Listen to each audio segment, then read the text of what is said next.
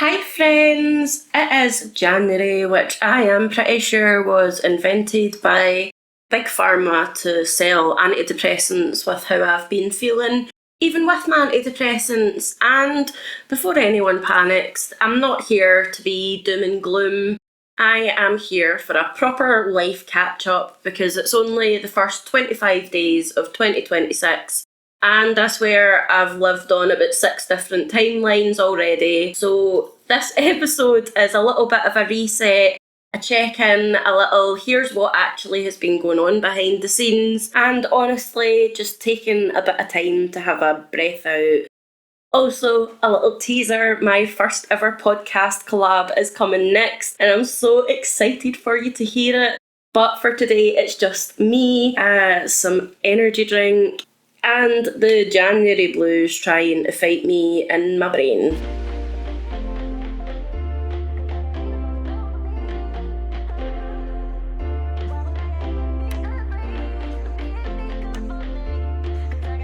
January, and with like dark mornings, dark evenings, it just catches me out. It's like my brain and my body clock off at 4 p.m. and just sit there like, what do you want from us? Like, it's the end of the day, right?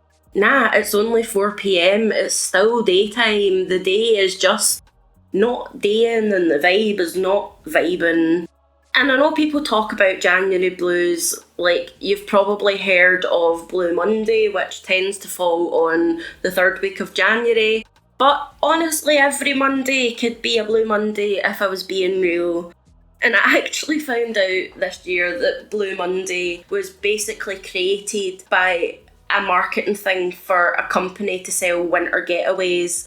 But for me, it's a bit more physical than that too. The cold makes my body sore in a way that is hard for me to describe unless you've lived it. My pain is louder, my energy is shorter, and everything just feels like it takes so much more effort.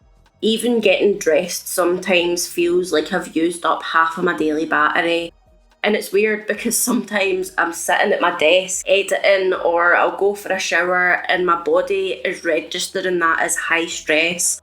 I'm not doing anything dramatic, but the pain is there, chewing through my energy. I think the hard bit for me is that when you feel physically worse, it becomes so much easier to feel mentally worse because you're not doing the things that usually keep you steady. You're not outside as much, you're not moving as much, you're not seeing people as much. Not because you don't want to, but because it's freezing. And my body's like, no thanks. And I'm like, do you know what? Fair enough. So my January coping looks very unglamorous. It's heat pads, electric blankets, extra pain medication. It's giving myself permission to have slower days without turning it into a moral failure. Sometimes that looks like a few hours of productivity, feeding myself, having a nap, and playing my Switch or scrolling reels, or sometimes just reading some nice poetry to feel less shitty. But it also helps me to feel less alone. It's having a cry when my pain is intense and I've done the right things and it still doesn't feel any better. It's acknowledging that I'm tired of being tired, but continuing to do it anyway. And the reason I'm saying that out loud is because I think a lot of us do that thing where we're like, why am I not thriving? Why am I not motivated? Why am I not transformed by the power of New Year? And I think really it's dark, it's cold, the vibes ain't great. It's not you being broken, it's literally winter.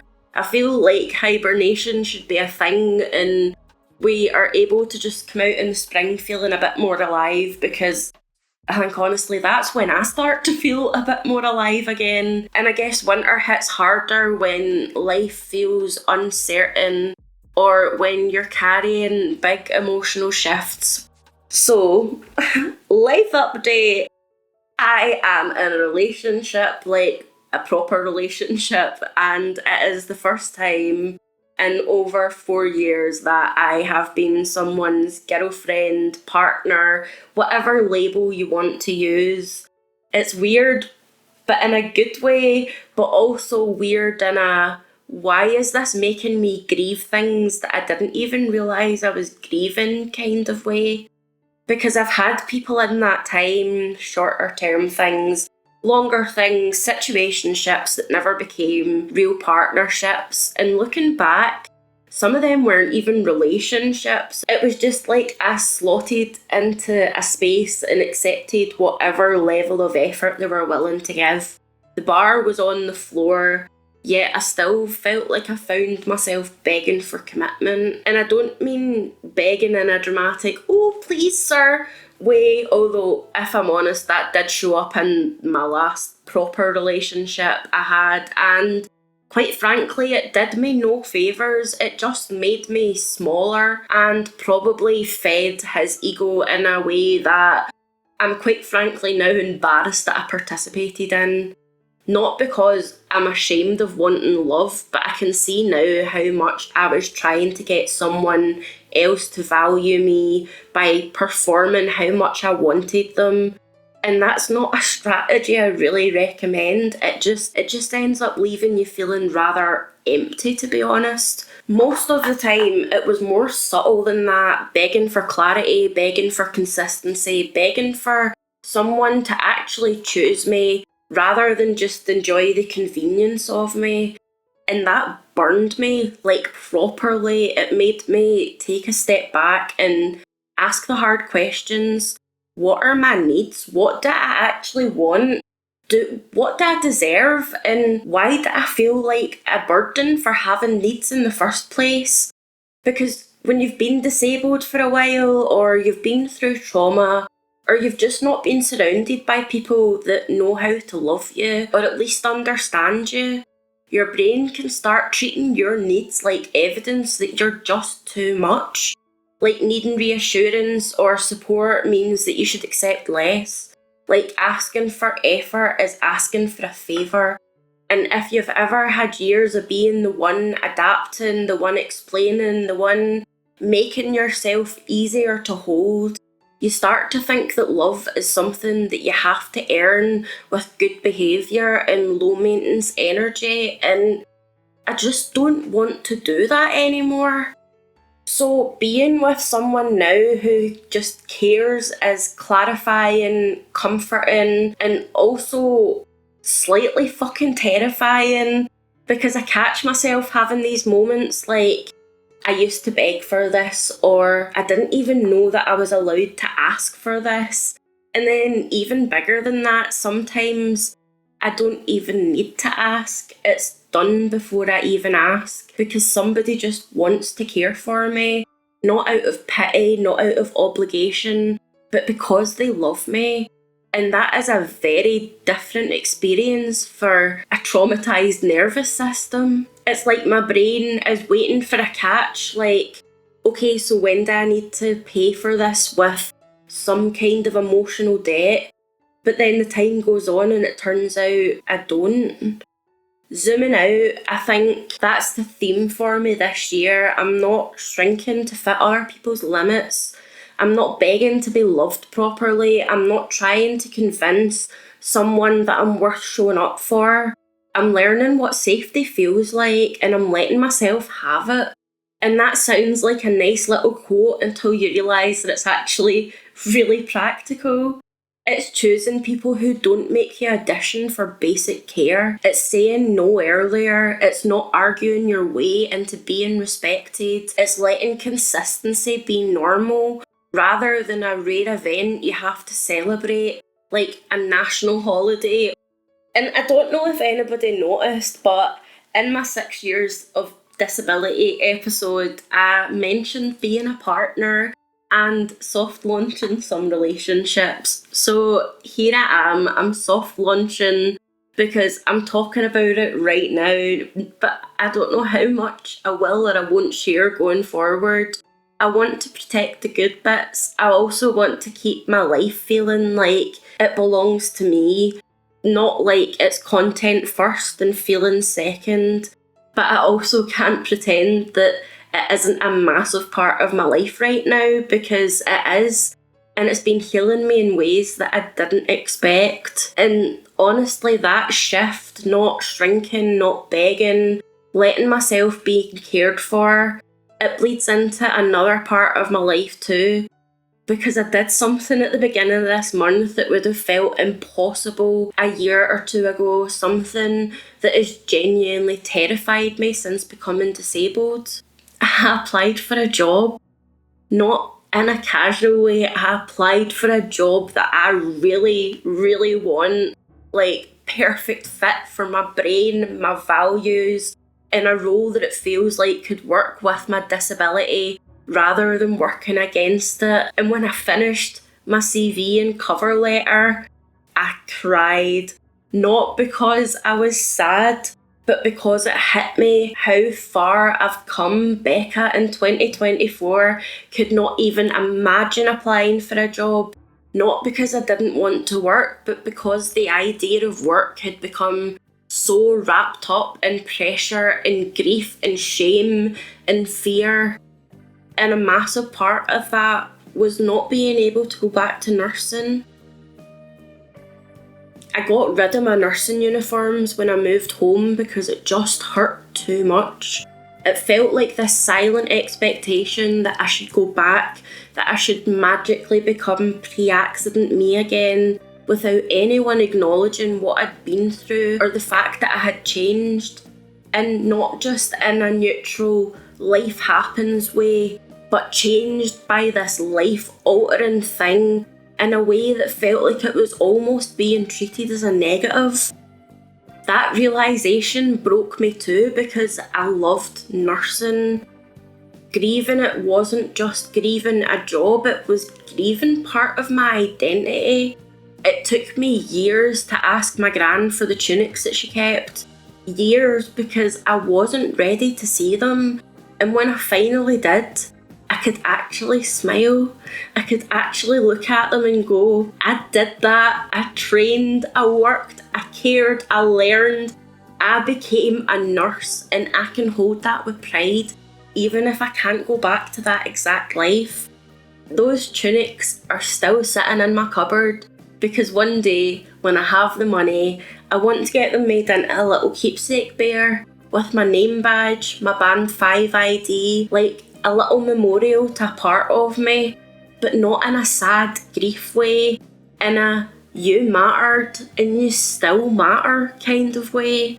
Therapy in 2024 brought up work stuff a lot, and it always triggered that same pain, not just grief, but pressure too. Like I needed to be in employment to be seen as valid again, as if being disabled isn't already a full-time job, but society still goes, but what do you do for work? As if my life has to be productive for it to be respectable. And I want to say this carefully, but a lot of that pressure did come from inside of my family. It was always this sense that nursing, going back to uni, studying a master's, some kind of career was what would make me normal and acceptable again. I don't even know if that is exactly what they believed, but it was absolutely the feeling that I got from conversations, like being changed was a problem to be fixed. And it linked back to what I said earlier about begging, because I wasn't just begging for love or clarity or consistency. I was begging for support. I needed support badly in those first few years after my amputation, and asking for support, like properly asking for it, was part of how one of my closest family relationships fell apart. And that's a hard thing to carry, because you end up wondering, was I asking too much? Was I too much? Or did I just need people who could actually stay? Sometimes I catch myself thinking, maybe if they'd stuck around a little longer to see where I am now, maybe I would have been more accepted by them. Would it have been easier to love me once I looked more together? Or would I still not be enough as I am? The biggest shift for me is realising that I can't build my life around trying to earn acceptance from people who only feel safe when I'm performing to be normal. The thing that I'm learning now is that I am so enough as I am. Walking away hurts so badly, but it also comes with a level of freedom that I just don't quite know how to explain.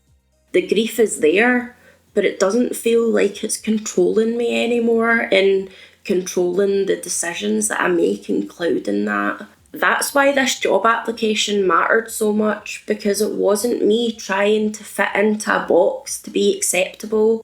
It was me choosing something that fits me. It's a company I have experience with. They're willing to make adjustments. They care about outcomes, not just hours that I'm sat at a desk.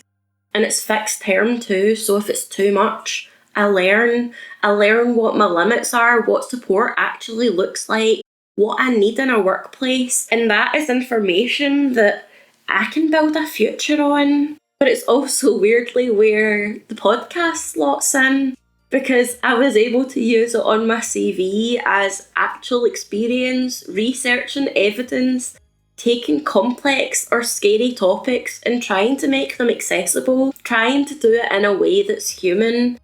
And that felt massive, because for years I've been building skills, building consistency, building something that matters to me, even if it didn't look like a normal career on paper. And speaking of building skills and trying new things, I've also been adding to my little podcasting toolbox. I did something that I've been procrastinating for ages, basically out of fear, not because I didn't want to do it, but because I was just so convinced that I was going to mess it up. I recorded my first ever podcast collaboration a couple of weeks ago, and that is going to be the next episode that is coming out after today. I was always worried about collabs, not because I don't like people, because I do, but technically it feels like a lot. Solo episodes are already a lot of work, but collabs are camera, microphone, screen recording, syncing tracks, trying not to get feedback, editing two people, making it look nice, making it sound nice. And initially my brain was just like, absolutely not. That is a recipe for us having a total meltdown. And even after recording, I came away thinking that it was such a great conversation, but I still got stuck in that procrastination loop. How am I going to put all of these parts together? What looks best? What if it's a mess? What if I wasted someone's time? What if I just hate how it turns out? But then I started and I was actually enjoying it. It took longer than my usual editing because, yes, there are more moving parts, but I've just been sitting there grinning at my screen because the conversation is just good. It's one of those where you can feel that it has heart and it's useful, and it reminds me of why I do this at all. And I think that's another theme for me right now, I guess, doing things that scare me, not because I want to prove anything, but because I want to grow as a person. I want this podcast to keep evolving, and I'm tired of letting fear decide what I don't get to try. So if you want to know who the guest is, what his story is, and what we talked about, you'll need to come back for that episode on the 8th of February because I'm genuinely so proud of it. Whilst all of this other good stuff is happening, I have also been doing my other full-time job, you know, the disability admin that is advocacy. I started 2026 by advocating for myself a lot. I made a formal complaint about my prosthetic care because I got a call on the 19th of December telling me that they hadn't even begun manufacturing my leg, and I've been waiting since the end of July. It's not like I've sat there quietly. I chased them in November and they told me that there was a note on the system, call me for fitting. I then didn't hear anything, so I called them back maybe 7 to 10 days later because no one got back to me, and they told me it was still in production due to delays. Then the December call was basically, surprise, your leg hasn't even actually been started because they had problems getting the file off the computer. I was honestly in shock because I was last cast for a prosthetic in January or February of 2025. And they only took measurements of the circumference of my stump in July. I have had fitting issues consistently for the past 2 to 3 years, where every 3 to 6 months I need measured for a new prosthetic. So the idea that I could finally get to fitting after months and months and months of waiting, and it might not even fit because the measurements are out of date, and it just gives me such intense anxiety, because if it doesn't fit, I'm back waiting again, and that limbo feeling is one of the hardest parts of disabled life. Not knowing when you'll get access back, not knowing when services will stop moving like they're stuck in intense traffic. And on top of that, I also made a formal complaint to my council about their occupational therapy decision around my kitchen, because if you listen to my kind of roundup of 2025, they basically said that me having a wheelchair accessible kitchen would disable me, which is, sorry, what? I'm already fucking disabled. The kitchen being inaccessible is what disables me further. And what really got me was realising last week that they had never actually watched me complete any tasks in my kitchen or bathroom to make that determination. They did not see the struggle, they just decided what was best for me. Both complaints have been escalated to stage 2, so they will be investigated, and I am hoping that I get a meaningful response that actually matches what I asked for.